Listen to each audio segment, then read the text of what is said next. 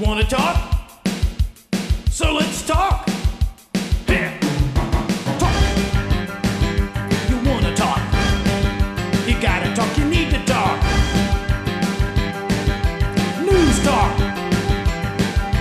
I talk, you talk to Solomon. I talk, you talk to Solomon. Yeah, let's talk to Solomon. Talk to Solomon. Talk to Solomon, that's us. I'm Stan Solomon, my co-host. Chief Steve. Former Police Chief Steve Davis, and also we have our good friend Brent Johnson. Brent, are you with us? I am with us, and it's a real pleasure to be with you. Take a minute and tell people how they get a hold of you, Brent. Oh, sure. We have a toll-free number if you're interested. Interested in anything having to do with freedom and truth and justice and liberty. 888-385-3733. Again, 888-385-FREE. You can also get us on our website, www.freedomradio.us. It's a tremendous website. And from there, you can get access to my weekly show, the Global Freedom Report.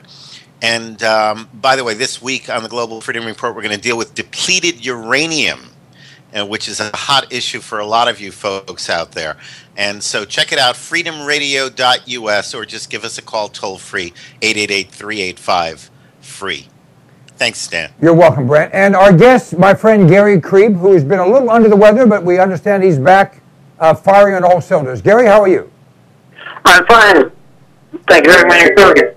I'm glad to hear you're back. Now, your organization is called? United States. We're getting a little feedback here. Try it again. United States Justice Foundation. United States Justice Foundation, USJF. What? Org? Net. USJF.net. Now, Gary, I believe we just lived through an incredible travesty and tragedy, and that was a programmed attack on innocent people so as to set the groundwork for a United Nations takeover of rights guaranteed by our Constitution and the Second Amendment there too. Many people would argue with that, and I don't want to get in that argument with you, but I'd like you to talk a bit about what exactly the UN was trying to get through that now it appears they're not going to be able to get through. Well, first let me disagree with you. I don't think that's a matter of them not getting through. I think Mr. Obama has pulled a tactical retreat and is going to wait till after the election. And I think it is his intent to disarm the United States. And this UN arms treaty, or they call it the UN Arms Trade Treaty, is nothing more than an attempt to force nationwide and worldwide gun registration so that they can, when they so desire, take away our guns. Well, I stand here comfortably corrected. When I said not going to happen, I should have said not going to happen now. I believe if Barack Obama loses the election, he certainly will not get it through. I think if Barack Obama wins the election, he may well, in a lame duck, while he has more Democrats than he will certainly once the election, after the election results are tabulated, try and get it through. Do you really believe that he can find 67 existing senators that would vote to endorse such a treaty? Well, I wouldn't be surprised, even if he loses, if he doesn't try to get it through during the lame duck session. So I don't think we should just assume that that's not going to happen. I think we have to be ever vigilant in this. Now, Senator, I believe it's a senator from Kansas, submitted a letter that says that they have the pledges of 51 U.S. senators who opposed passage of this treaty. And I hope that's correct. We saw how everyone said that Obamacare would never pass because there was so much opposition from supposedly pro-life and supposedly moderate Democrats, and yet all those went on to voting for it, as well as some Republicans. And I think that you'll see a number of Republicans like Scott Brown of Massachusetts and others, Olympia Snow, Susan Collins of Maine, and others if it goes through sometimes a session, being willing to vote for it. I think there's just a lot of squishy Republicans who believe in big government control of all of us, and who only they pay lip service to the Constitution, but don't really believe in it. But the NRA is a mighty weapon in support of the Second Amendment, so hopefully they can hold off any such outcome. Let me ask Brent to chime in here. Brent? Yeah, I think that we should not underestimate the power of political packaging when talking about this issue. Yes, it's a good thing that the UN Small Arms Treaty for the time being is a dead issue. But if there's one thing I've learned over the last 20 years is the government never stops. It never accepts defeat. It just finds another way to approach the objective. If the objective is to disarm the American people, then not signing on right now to the Small Arms Treaty will not defeat government. And it doesn't really matter whether or not it's a Romney or an Obama, because government is run by the people behind the scenes.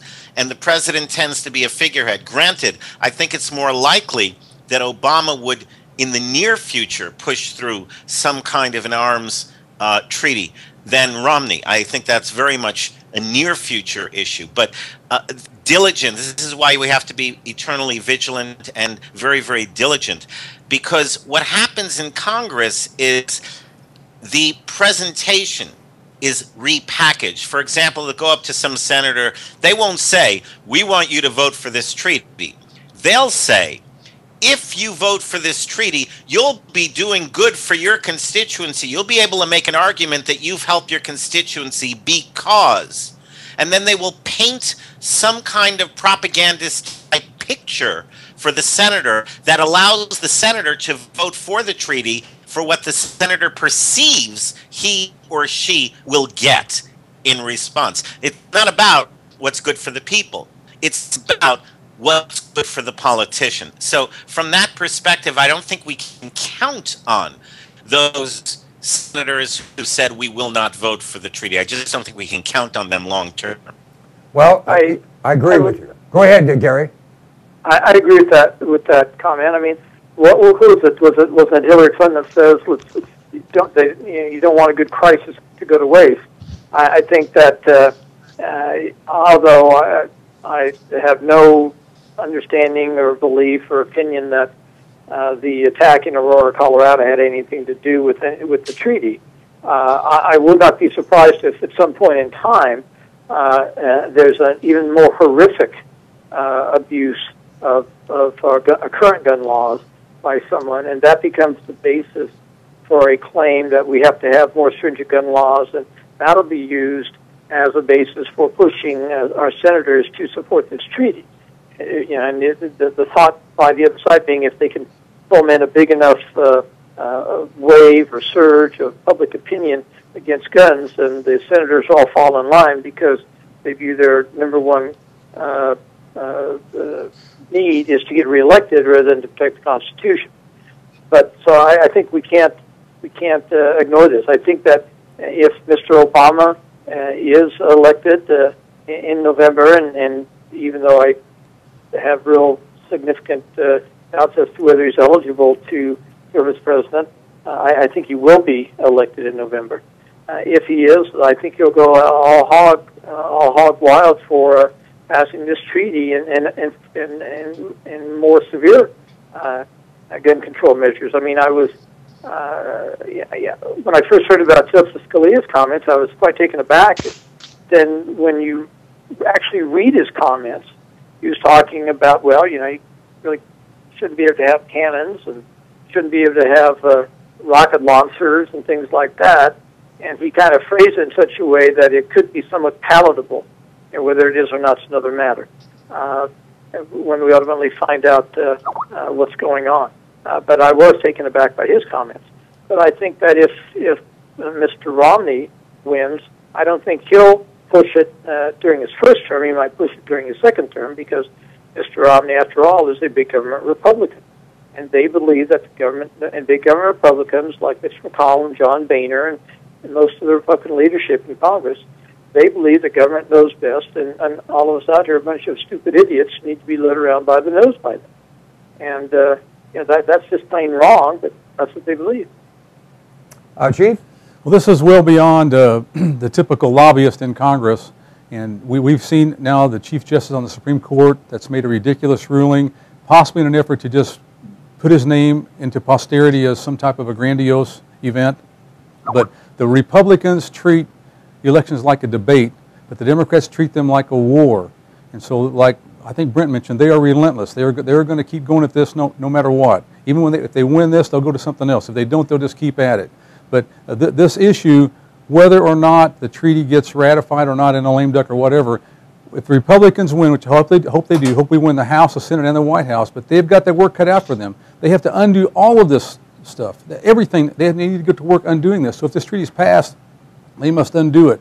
But again, the Democrats, there are many, probably most Democrats that really truly believe in the philosophy of this liberal social utopia, and they don't want these guns. They don't want anyone to have guns except their federal armies. And so they are never going to quit. They believe this, and so in a lame duck session for them to do this, it'd be easy for them. That's what they believe in. That's what their heart and their soul tells them it should be, even though it's destroyed every country on the face of the earth.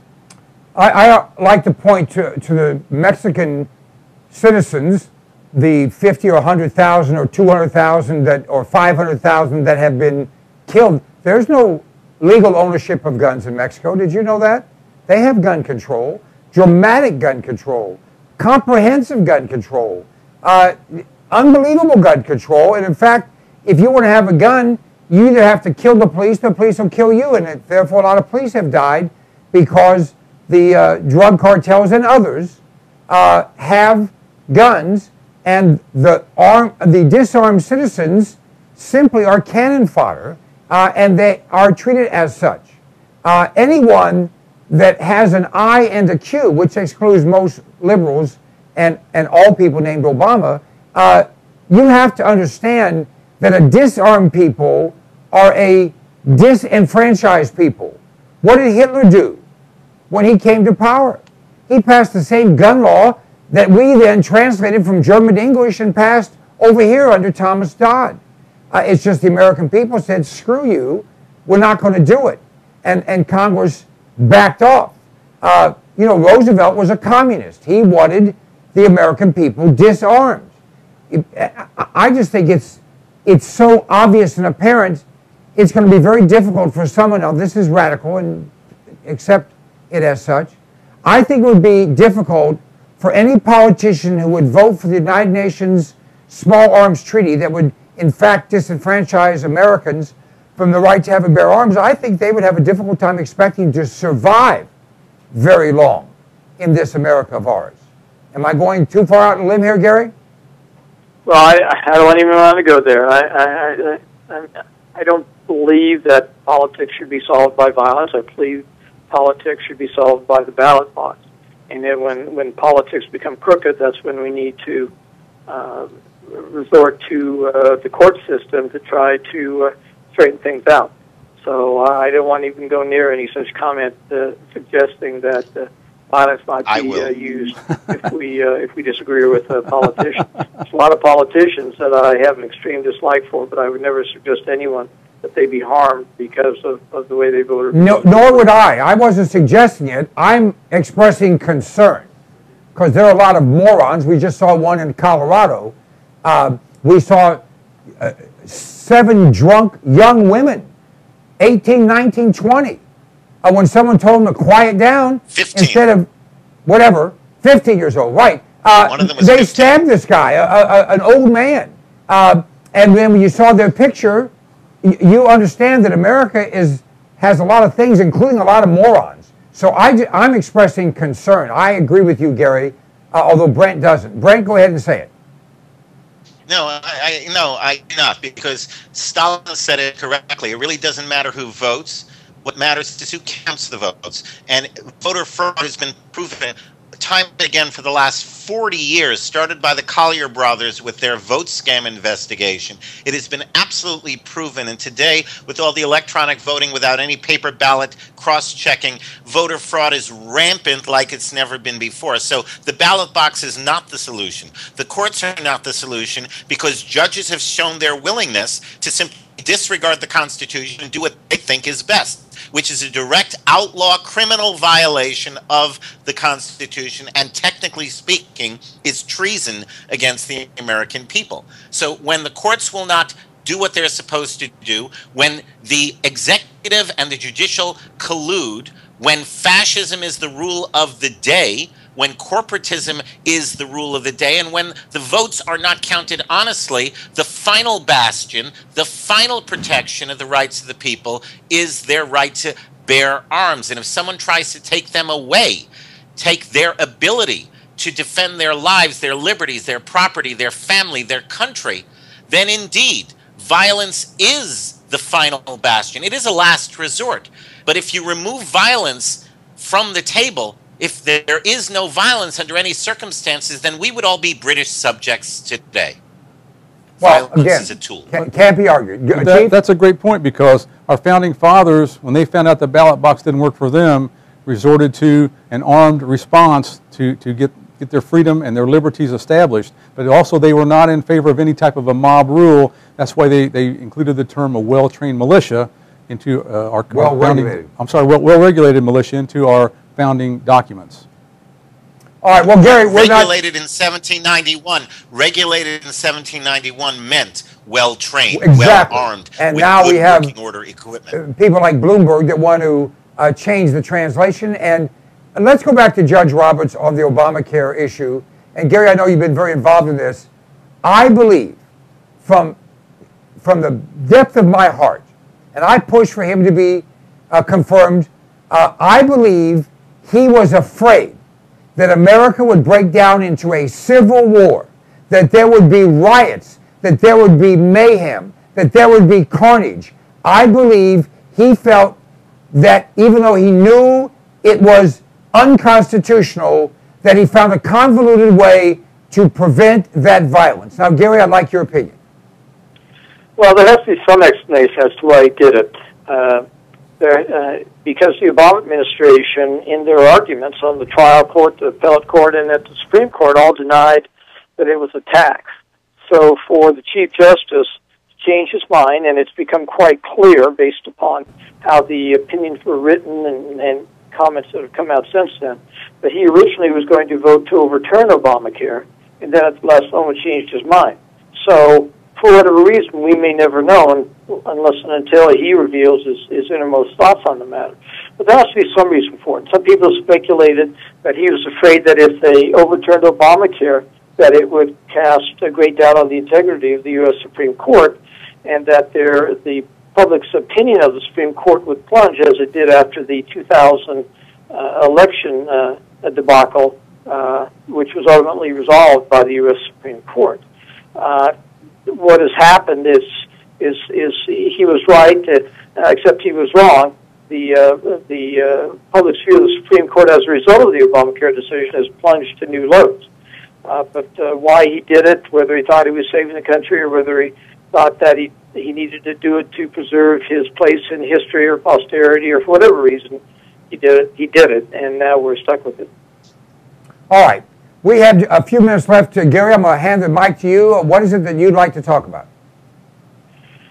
Well, there's a lot of things going on. I think one of the most interesting things right now is this fight to punish Michelle Bachmann for her raising the issue along with several other congressmen, Congressman Gohmert of Texas, and there's an Arizona congressman and one other congressman, a total of four of them, have raised the issue as to whether Secretary of State Hillary Clinton's Deputy Chief of Staff, the former wife of disgraced former Congressman Weiner, or maybe she's still his current wife, I'm not sure, whether she is a threat to national security and whether she has been involved in steering the relationship between the United States and the Muslim Brotherhood in Egypt in a way that is positive for the Muslim Brotherhood and negative for the United States. As you may know, Congressman Bachmann has been threatening, Congressman Boehner has been threatening Congresswoman Bachmann with punishment if she did not retract and apologize for that letter. And Senator John McCain has joined that, and now George Soros's people have joined in the attack on Congresswoman Bachmann, as has Hillary Clinton. So they're all trying to gang up on her, which tells me that there's probably some smoke there. There's probably some fire there in that smoke, and not just smoke. So anytime all the left and the right and all the establishment people start ganging up on somebody, you can figure out they probably got something. Kincaid has an article in Accuracy in Media today talking about her the investigative form, that 127-page questionnaire that she had to fill out in order to obtain her security clearance, or whatever her security clearance is, and about the idea that maybe the public should get access to it. So we're going to look into doing an FOIA request to obtain that, to see if we can get access to it. I've got a feeling that the Obama administration will probably stonewall that like it's stonewall everything else, including the Fast and Furious documents. So I think that's an issue that's starting to come up. And the other issue is the Congress putting the blame on, for the most part, lower middle-level bureaucrats for the Fast and Furious scandal, instead of putting the blame where it belongs on Attorney General Holder. And we'll have to see. There's supposed to be 2 more reports coming out on Fast and Furious, so we'll have to see what they say, I guess, before we can get too far down. All right, Chief, comment? Sure. John Boehner and Senator McCain and George Soros are just gummy bears compared to Michelle Bachmann. She's a true patriot, a true American, and she has the American way of life, American law, and the best interests of America at heart, and that's what she's fighting for. We need more Michelle Bachmanns and less of McCain's and John Boehner's and George Soros. Well, I agree with that on a personal level. Brent? I said I agree with Yeah, I heard that. I agree with that. I hear. Brent was going to make a comment. Go ahead, Brent. Yeah, at first I have to agree with Steve absolutely that John Boehner is a piece of awful. John Boehner is worthless. And John McCain, I could do a whole show on John McCain, traitor, the man who made his reputation supposedly by being a hero in Vietnam, when in reality the exact reverse was true. I like Michelle Bachmann. I like Michelle Bachmann a whole lot. And I agree with Gary that when politicos get together to gang up on someone, and by the way, George Soros, why is he involved in this discussion? You know, I mean, why is he suddenly involved? Why is the weight of the Soros empire being brought to bear here? When politicos get involved in bed together, all to gang up on somebody, there probably is some serious truth to the allegation. So I would have to go along with Bachmann and what she is representing here. Hillary Clinton, anything Hillary says, I would assume is a lie. You know she's lying if her lips are moving. Gary, a little bit about your organization and where people can go to get your information. Well, people can go to usjf.net. It's the initials of our group, United States Justice Foundation, usjf.net. You find out about all of our projects, including defending Sergeant Stein. That's another interesting thing that's come out. We have the Defense Department saying that homosexual members of the military can wear the uniforms in gay pride parades, but Sergeant Stein was kicked out for attending a Tea Party meeting out of uniform.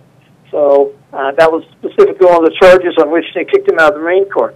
So, you know, obviously it's all fair whenever Mr. Obama wants to get somebody, and the truth and the law be damned. So, yeah, we're about to file in a minute a complaint on behalf of Sergeant Stein seeking his reinstatement, and then we're off to the races. Well, we wish you Godspeed, and we know that you do great work. Folks can go to your website and kind of keep abreast of things, and we appreciate you giving us some of your time, as busy as you are. Thanks so much, Thank you for having me on your show again, and God bless. It's our pleasure.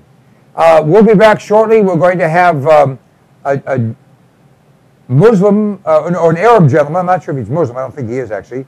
IQ al-Razuli, who's going to talk about the admission that in England they could not investigate evidence, overwhelming evidence, that Muslim men were going around kidnapping and raping and pimping white girls because they didn't want to be accused of being racist.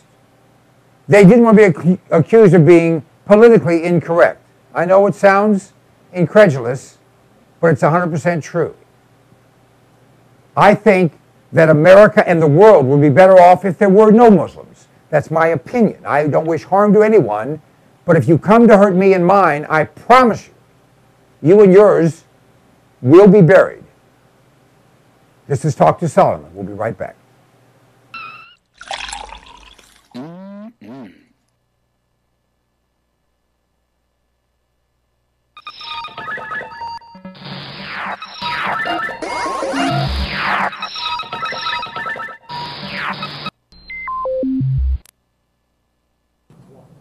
Hey folks, this is Stan Solomon, and I talk to smart people all the time. I've got one of the smartest people around on how to make money from home. His name is Ted Williams, and Ted, well, it's a tough economy out there. It is, but if you've got the right vehicle and some good advice, you can make it even in this economy. All right. Well, how can you make money in this economy if you don't have money already? Well, I tell people right now that in this economy there are really two businesses that I would say work good times, bad times. And the first one costs several $1 million to get involved in, and that's necessity food. You know, you go to the grocery store, people are going to eat. It doesn't matter. We're going to do that. But can you imagine or think for a minute what is the other business that everybody's involved in? Well, let me think for just a minute. Everybody has a cell phone.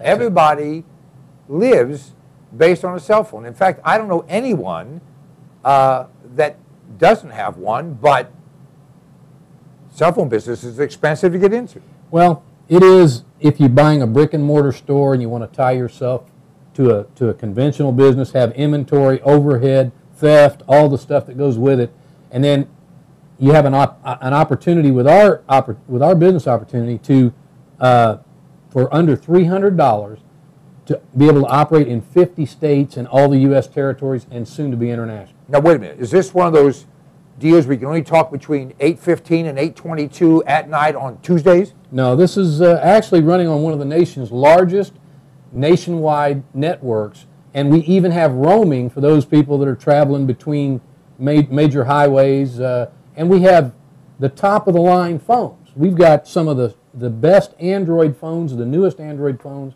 that have come out on the market, as well as some simple flip phones for people that's all they want to do is talk. Now, how does the fee for this service compare with the major companies? Well, right now, if you get all of the service and you use a lot of internet or a lot of data, you can easily spend $150 a month. In fact, some of the companies that are advertising unlimited data are actually giving you unlimited data, but the first gig is high speed, then they slow it down to 56K. You can't even use it. It's unlimited, but you can't use it. With ours, it's truly unlimited talk, text, and web, and the great thing with us, you can develop a business and earn free service for the rest of your life. Can you earn more than free service? That saves you $100, $150 a month, but that's only the start, right? Obviously. There's a lot of income opportunity if you want to treat it as a real business. And you know, at under $300 to get started, we have a fast start program for our representatives where they can recoup their investment in their first month if they just are serious. We also have a unique feature. Knowing what we're talking about, if you had a friend and you're not a representative, but you are earning free cell phone service, wouldn't you tell your friends about it? Especially if it would help me to keep that free service. Well, what we have is a program where you can refer a few friends, even if you're not a representative. You could be a customer, and you refer a few friends or family members that get our service. That would earn you free service. So our representatives can get it as well as our customers. So you're saying with a national competitive company, you have the ability to give unlimited, true unlimited service with the latest and greatest phones or less if that's what you want, and that not only can you have free service, but all your customers can have free service by referring people, and I assume if they're your customers, then you make some override, right? Absolutely. You can actually have a network of representatives that you're earning overrides on, as well as their customers, and you benefiting financially from that. So it's big money at a low cost and low investment, and all the tax advantages of being self-employed and write your own schedule. This is not a brand new company that just trying this out. This is a proven, publicly traded, high-quality company? Yeah, they've been in the telecom industry for over 18 years. And, you know, just having money will not get you in the cell phone, in the wholesale cell phone game. There's 3 or 4 companies that dominate, and they won't give up any of their share with someone with no experience. Our company has been involved in data billing, customer service in the telecom industry for years and years, and we were the first in the market at the wholesale level. Folks, this is an exciting opportunity, maybe for you. We can't tell you what's right or wrong. There's a phone number you can call, 800-299-8362, or you can go to cpnlive.com and click on the icon that says Make Money from Home, and all the information will be there. Ted, thanks so much.